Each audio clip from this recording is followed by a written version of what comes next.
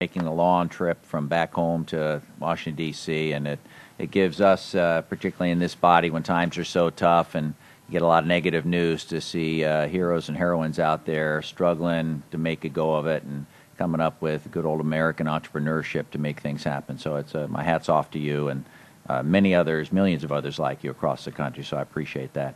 Quick question for Schrader, if I could. Expand just a little bit on that incremental funding you were talking about for some of the smaller projects.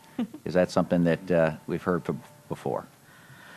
I'd be happy to expand. I'll try to be brief. I can talk for a long time on these issues. Incremental funding. It's kind of like when we build a boat, for example. We're only getting, let's say the boat, make a really simple example, costs $3 million, and we only get $1 million in the first year, which can only build a part of a boat. You're never going to get the full boat for that amount. This is very common in Corps of Engineers projects and hydroelectric. So we bid the one portion, and that's never the best way to bid. And we could possibly do it faster and quicker and cheaper if you could do the full $3 million up front rather than you get $1 million. Okay, next year we're going to decide if, they know it has to be funded because you can't have a quarter of a boat. But, it goes like that usually over the course of 3 years in this incremental funding.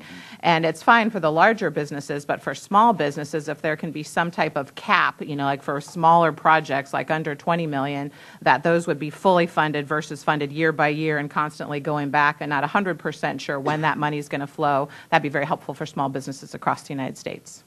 Thank you. Thank you. Yield back. Okay.